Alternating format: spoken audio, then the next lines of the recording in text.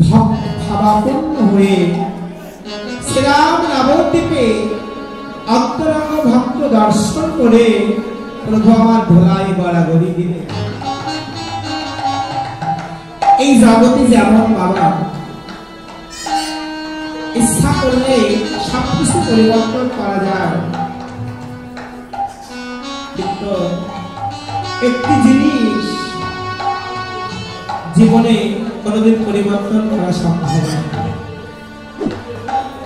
ভগবান ব্রজহরিতে নদিয়ায় এসেছেন বটে, রং ঢং ভঙ্গি সবকিছু বদলিয়েছে, কিন্তু স্বভাবটি পরিবর্তন করতে পারেন না। মানব জীবনে যেমন যে যে এলাকায় যার জন্ম, মাতৃভাষাটি সবকিছু পরিবর্তন করা যায়, নিজের মায়ের ভাষা কখনো কলাম ভোলা সম্ভব না। তেমন মহাপ্রভু সবকিছু পরিবর্তন করে এসেছেন বটে, স্বভাবটি পরিবর্তন করতে পারলেন না। সুরধ্বনি লেখে আর অন্তরঙ্গ ভক্ত দর্শন করে প্রভুর বোঝের কথা অন্তরে মনে পড়ে গেছে। যখনই বোঝের কথা মনে পড়ে গেল, প্রভু আমার দুটি নয়নের জলে আহা কৃষ্ণ প্রাণ কৃষ্ণ বলে, কৃষ্ণ বলে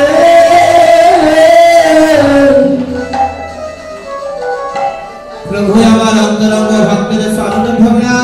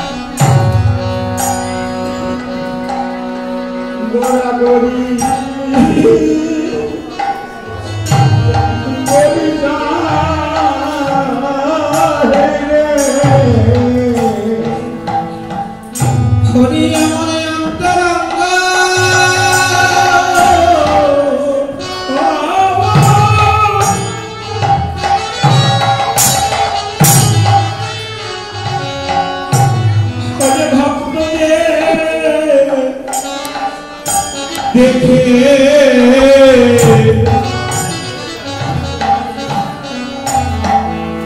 ভগবান ভোলাই করা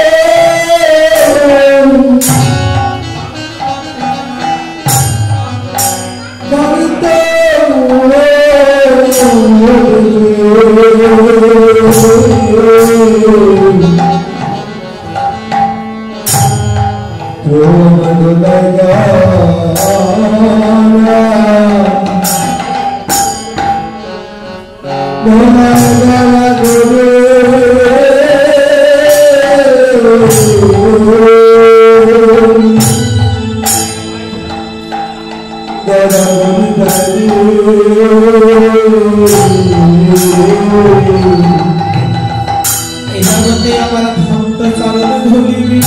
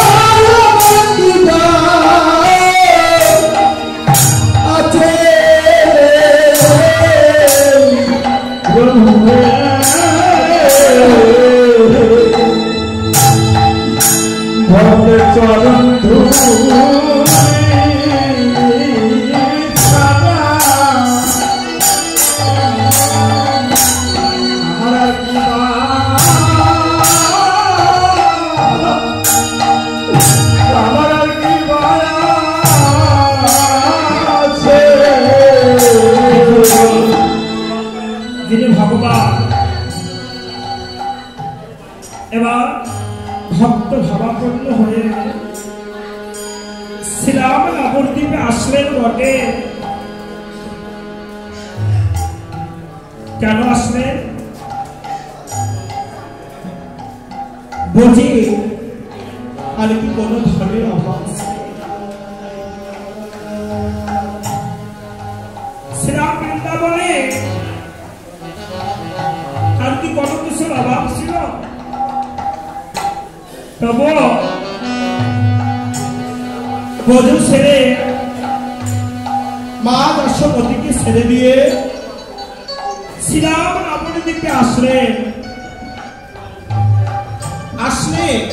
কিন্তু নিজে এসে ভক্তের চরণ ধোলাই নিজেকে নিজে গড়াগড়ি দিলেন। যিনি ভগবান তিনিও ভক্তের চরণ ধোলাই গড়াগড়ি যান। সামান্য আমরা মানুষ কুলে জন্ম পেয়ে একদিনও সাধুগুরু বৈষ্ণবের চরণ ধুলে আমাকে মানতে পারলাম। কেন? অহংকার, অভিমান আর আত্মগৌরব। অহংকার, অভিমান, আত্মগৌরব যতদিন না যাবে ততদিন এই দেহে অভিমান চলে যাবে। আর যেদিন অভিমান শূন্য করে সাধুগুরু বৈষ্ণবের চরণ ধরাই নিজেকে লুটিয়ে দিয়ে হা গৌর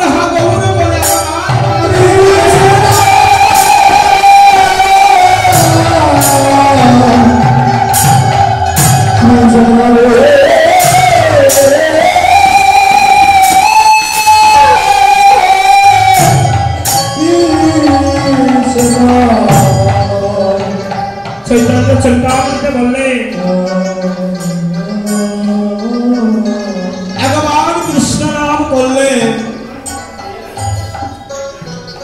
জীবের সকল পাপ ধুয়ে ফেলে।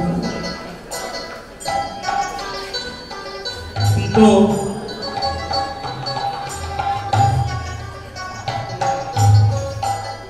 ভাগবতে ব্যাসদেব বর্ণনা করলে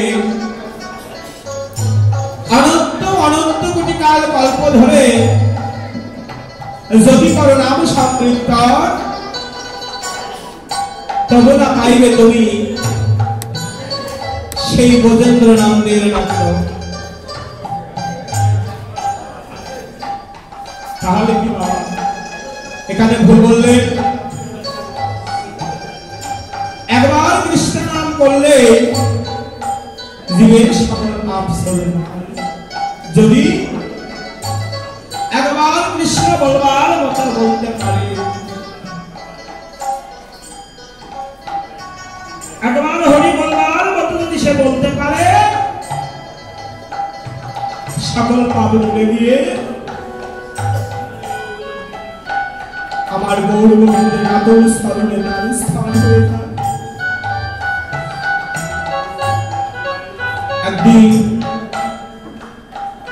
সনাতন গোস্বামী বললেন, প্রভু তুমি নাকি লাল হও, যে তোমার চরণে দুটো পুষ্প দিয়ে একবার গৌর বলে, তুমি নাকি শিরোচরণে পার হয়ে যাও। প্রভু যার কাছে দেবার মতো পুষ্প নয়, তুমি কি পার হও না? প্রভু বললেন, সনাতন, যার কাছে দেবার মতো পুষ্প নয়, সে যদি দুটি তুলসী পত্র দিয়ে একবার হা বউল বলে আমার চরণে বিসর্জন করে দেয়, আমি কি করি জানিস না? তো চিরজন্মের মতন সেই ভক্তের দাস হয়ে যায়।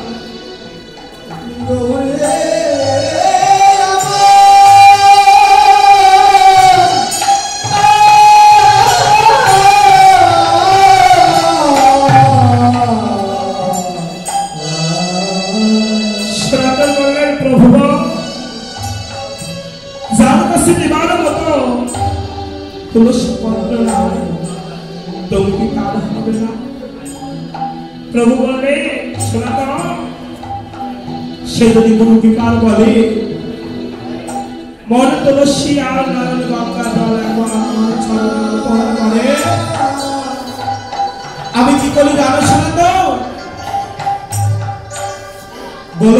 গোলকে এসে দুটি হস্ত বাড়িয়ে দিয়ে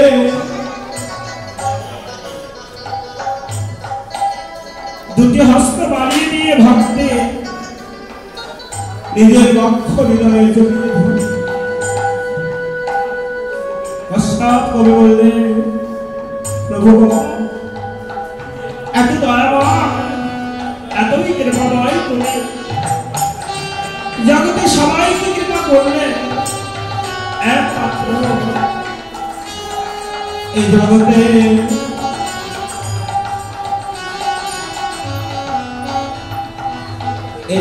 কেবল আমার ভাগ্যে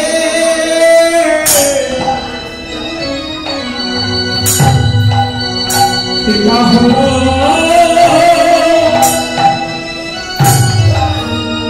আরে হলো না, আরে আমার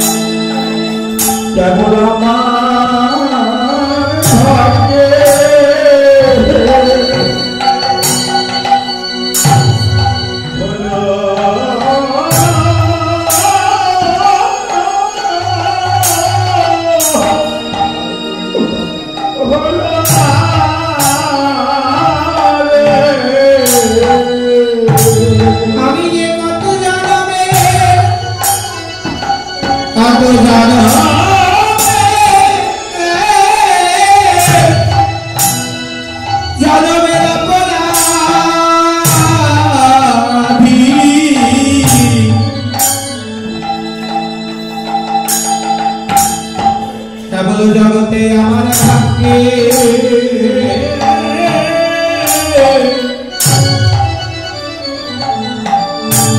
ভাগ্যে হলো না তাহলে জগতে আমি বলে